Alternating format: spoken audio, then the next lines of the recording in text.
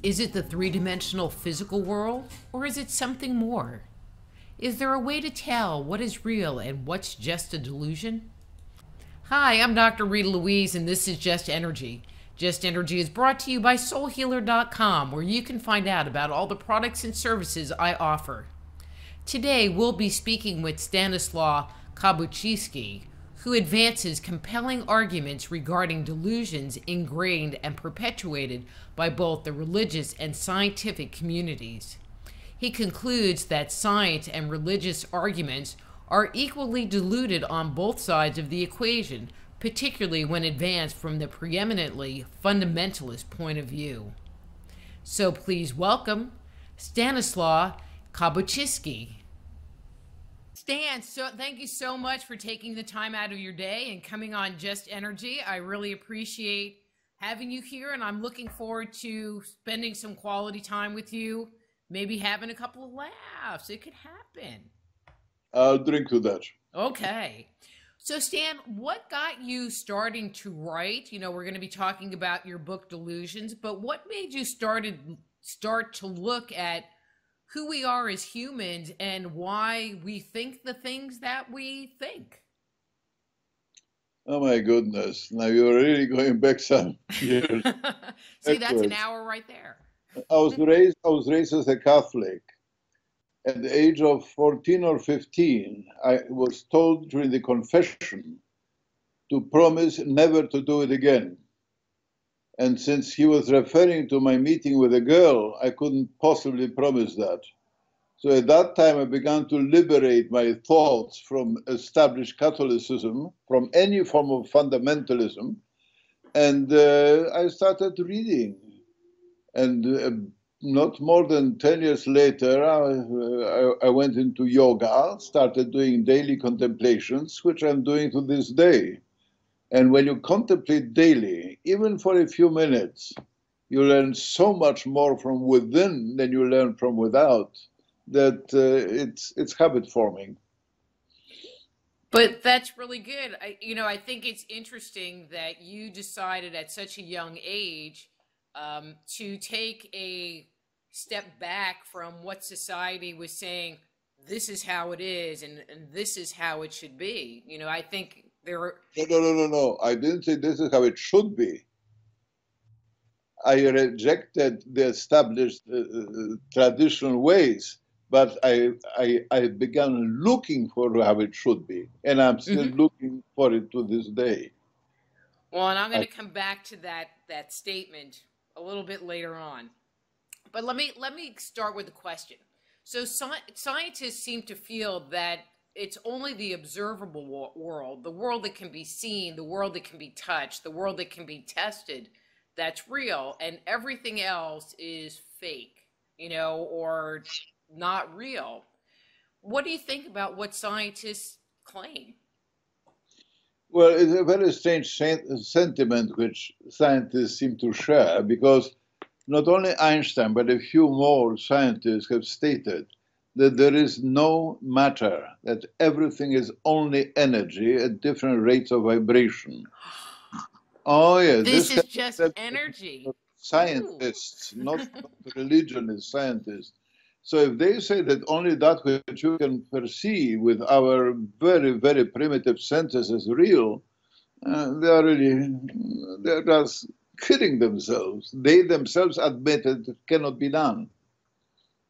Well, and I think it's interesting that, scientists will make the comment, with the notion of like subtle energy, that it doesn't really exist, but they don't contemplate the notion that, well, maybe they just don't have the tools to measure it. That too, but by that token, the visible spectrum, which we can actually see with our senses, our occult, with our eyes, is a very, very small range of color. We cannot see radio waves, we cannot see X-rays, we cannot see thousands of things which are on the verge of energy, like neutrinos, cosmic rays. They are all invisible to us. So they are really speculating of what must be there in order for our eyes, with which we see, to be real. It's all speculation. It's much more speculative than any religion. I am loving you already, Stan. I have to tell you that. I am loving you already because I agree with you. You know, I give a presentation where that talks about subtle energy and energy outside the visual spectrum and make the comment that it was only 100+ years ago that they discovered X-rays and the effect of X-rays. But prior to that, it was an unknown thing. Yes. You know, There are so still many, many unknown energies which we don't even begin to suspect, let alone recognize. You know, one of the great scientists said, the world is not only more wonderful than we imagine, but more wonderful than we can imagine. We are not ready yet. We are not developed sufficiently. We are in the kindergarten. well, what do So, you mean by we're in the kindergarten? well, if you look at our Earth, which is just over 4 billion years old, the universe, as we perceive it today, is more than 13 billion years old.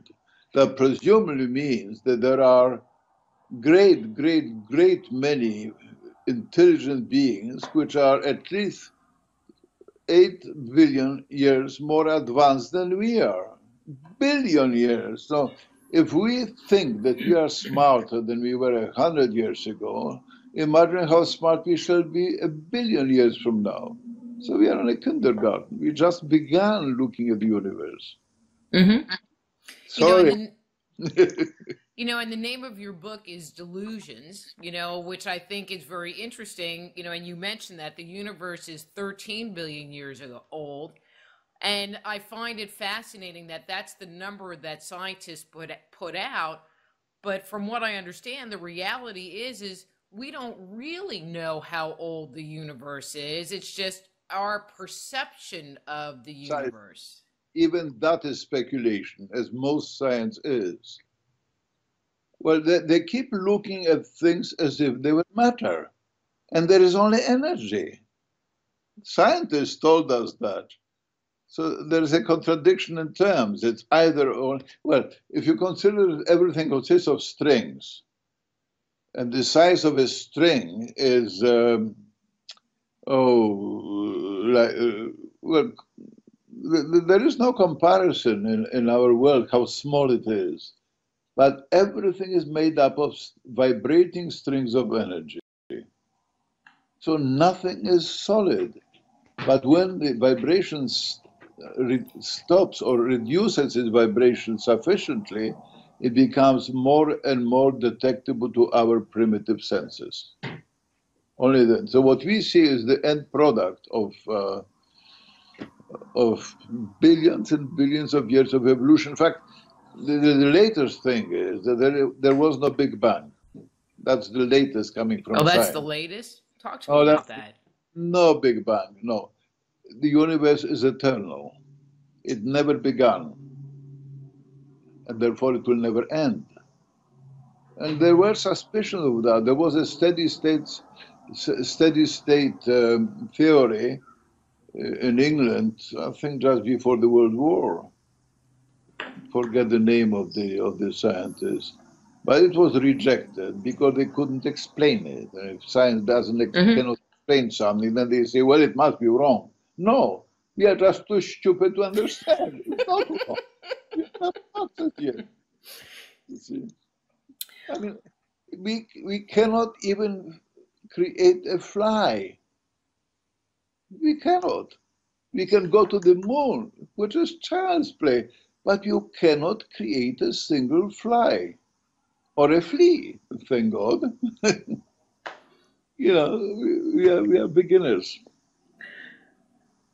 You mentioned the static state universe, but I thought there was evidence that the universe was expanding. Oh, yes. Forever creating and expanding. That is the steady state universe, means that it is continuously renewing itself. Look at our body. Our cells are continuously renewing themselves. Nothing in the universe is static. All energies, by definition, are in constant movement. Well, except for consciousness, which is vibrating at such an incredibly, well, at infinite rate, which makes it omnipresent. Because if something which has no beginning and no end is eternal and omnipresent, we cannot quite absorb it with our minds, but there is no other way of looking at it. Mm-hmm. Well, I mean, and that's right up there with the notion of God, but we're going to come back to God and all godly things in a little bit. I guess. You know, but if the universe is static and expanding, then how do you calculate in something like the day and the night of Brahma that is identified as being, I don't have the number in front of me, but you know, where there are these cycles of time where the universe is and the universe is not. But then it is not static, it's steady state universe, which is continuously renewing itself, even as our bodies are continuously renewing. Okay. We are not static, but we are in a constant state of ferment. We didn't begin and we didn't end, in the spiritual sense at least.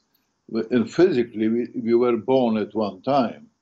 But even then, if you look at the size of a sperm and an ovum and a woman's egg, I mean, it's utterly absurd to imagine that within this submicroscopic two elements, they carry all the genetic code of everything that happened from their grandparent, great-grandparent, and so on.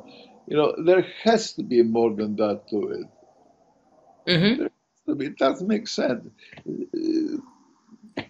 Well, that's my story, and I'm sticking to it. Okay, that's fair. But remember, it's not a static universe, it's a steady state universe in a continuous flux and motion. And so is that how the cycles that are identified in Hinduism of the day and the night of Brahma, where the universe comes into existence during the day of Brahma and then, you know, retreats back into itself during the night, is that part of that cycle of life and that cycle of time, except on hugely expanded time frames? There's a funny thing about that our universe is supposed to be 0.2 billion years old. But if you look at the cycles of Brahma, a kalpa, which is a day of Brahma, and two kalpas, a day and night of Brahma, happen to work out, according to esoteric Buddhism by Blavatsky, Helena Petrovna Blavatsky, to be 13.34 billion years. They're almost identical to the perceived duration of our own universe. Mm-hmm. So there is Brahma and there is science, and you know, they are that close together. So I guess we're going to be hitting a night here in a couple of billion years. Oh, that can happen. No. Much more often than that. Oh, much more often. Within well, do you like the philosophy of Jainism? But Brahma is just beginning and end. But Jainism gives you rise up to the apex, you fall down again, and you go up again. It's a constant cycle, which is much closer to the latest scientific discoveries. It only took them a few thousand years to catch up with giants. But basically, this is what science is also saying. There was no beginning to the universe, but every energy can change its rate of vibration under whatever stimulus. So you can, well, Einstein also stated, no energy can be destroyed in the universe, nor can it be created. Hence, it is just changing all the time. That's Puro Albert. I love that guy. Mm-hmm. So if things can change their vibratory rate, do you believe that there are non-corporeal beings that exist within our universe? I mean, obviously we take on physical form. Do you believe that there are intelligent life forms that do not take on a physical three-dimensional form that exists? Of course. Of course. Yes. I mean, look at the Bible. How long did it take God to give us skins? What were we before we had our skins? According to the Bible, we were incorporeal beings. And then God gave us skins. So what did we do? We picked up an apple and swallowed it. And that gave us the ability to say no. So the whole nature is reactive.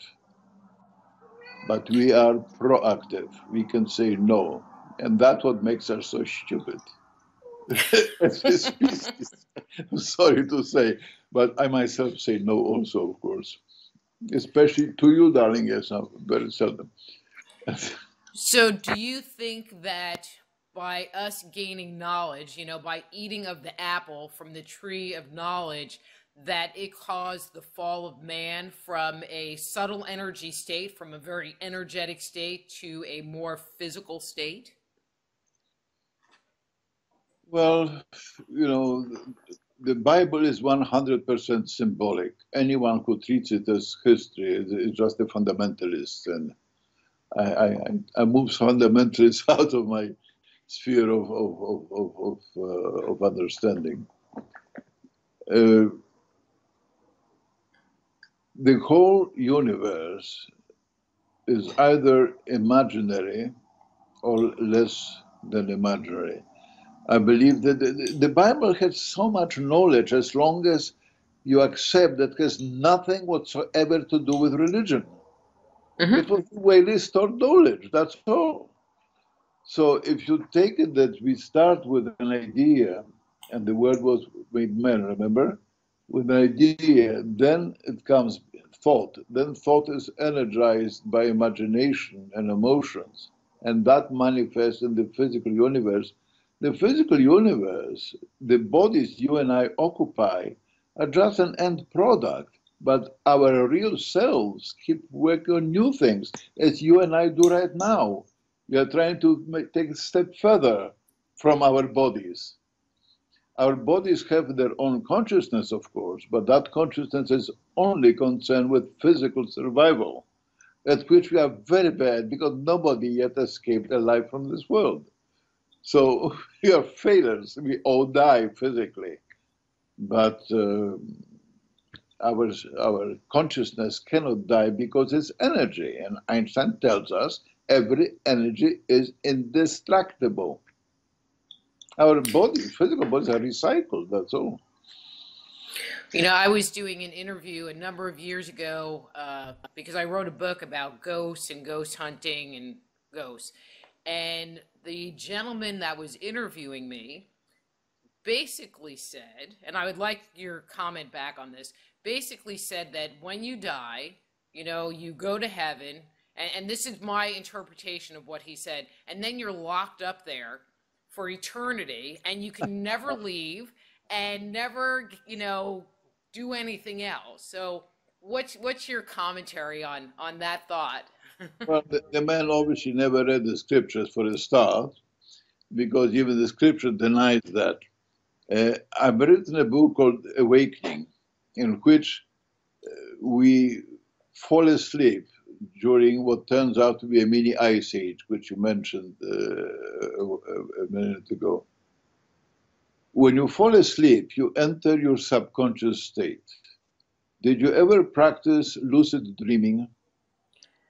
Me personally, no, but I know what it is. I'm You aware of it. must practice it because that's what you do in heaven. You enter your dream, leaving your body behind. And you not only dream, but you dream consciously, which means you control what happens in your dream. That's heaven. Okay, it's the first stage of heaven. After this heaven, there's probably a metal heaven, then a infinite number. Everything is infinite. But our first heaven is what we experience in dreams. And in lucid dreams, we become fully aware of that experience. We control it. Now, when you are born, you inherit genetic code of your parents, but you also inherit your own subconscious. And through contemplation, you can reach back into it and learn from your own past experience because you are immortal. That means you are never born and you will never die. You just take on new stages. Only in physical, or I call it phenomenal world, we can actually see the consequences of our actions. In a dream, I can jump from a building 10 stories high and on the bottom and nothing happens to me. You don't pay the piper in a dream. You survive everything. You can shoot yourself and then take the bullet out here and throw it away in a dream. Now you try to do it here and you don't feel so good afterwards. So that's the whole point. There are no consequences in heaven, even the first heaven. There are consequences here. That's why we are incorporated or incorporealated into our bodies to see the consequences of our actions, our thoughts, our emotions. This is an incredible gift because you only advance your knowledge here on earth. Everywhere else, you rely on the knowledge you already stored in your subconscious, which may be billions and billions and billions years old. But it's still the new stuff only comes in the physical life. That is a very interesting. I've heard that concept before, but I love the way that you phrased it because it kind of takes a very esoteric topic Then and you love, really brings it down to earth. then you love my book, Awakening. Well, you'll have to send it to me, and maybe we'll have to have you come back on. So we'll talk about that later. But I think it's interesting, this whole notion of limitation, and this is what we're here to experience on the earth is the notion of limitation and consequences. Yes. I remember when I was young feeling like You young? You talk to me about somebody being young? You are young. You are young. okay, when I was younger, Ah, I'm a little kid, when I was a kid, how's that? A teenager, feeling like I needed to learn all of this stuff because it was just going to help me. And I really didn't understand, about consciousness and, or anything. It was just something that I felt drawn to do because there was this benefit, this merit to becoming the best person I could be, because, learning as much as I could for some really unknown reason. But it sounds like that's something that you have recognized, is that is something that we're here to do. oh yes. Oh yes. Very much so. What else is there? All animals eat, all animals procreate. What makes us different? Curiosity, holy curiosity. According to Einstein, also imagination. Thought can take you from A to B, but imagination can take you anywhere. No, but your early years are exactly what I experienced. This very early I started searching because I wasn't satisfied. Mm-hmm. There was a hunger there. By the way, Einstein had the same problem.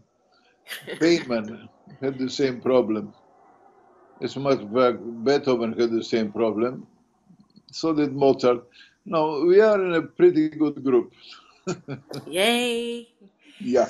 But there are a lot of people that they don't search and they don't look, you know, and they're very tied to what's going on in the physical world. You know, they want the big car, they want the big house, you know, and that's really their goal, is to satisfy what's happening in this lifetime.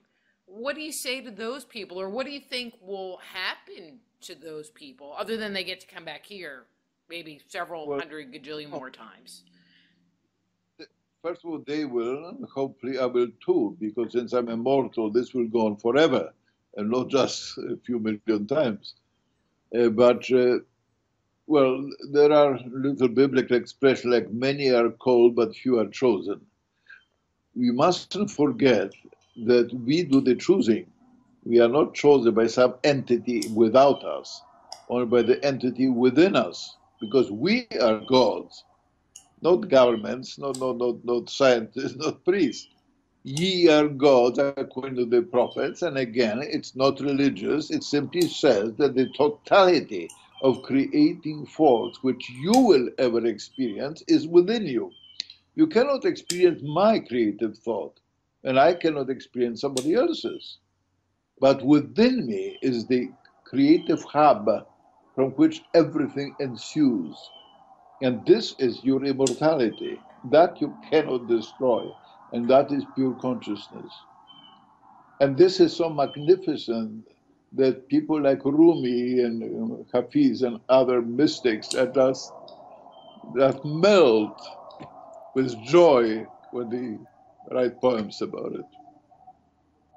it. It's heaven on earth. It's right here within you.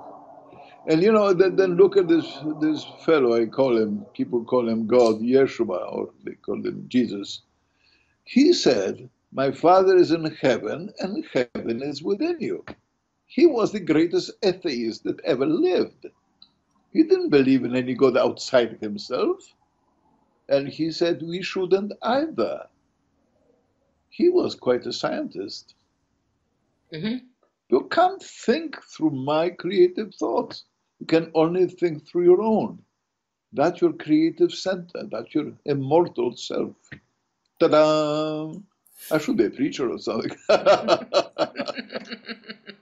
I prefer writing. When it's verbalized, when it's put into words, it sounds almost banal.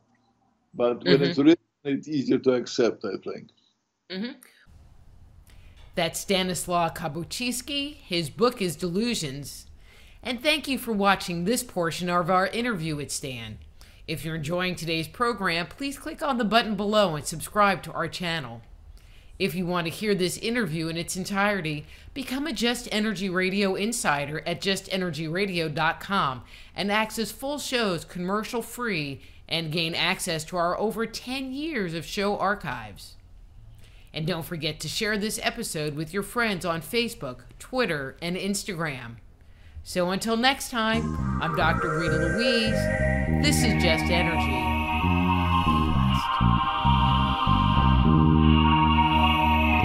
Be blessed.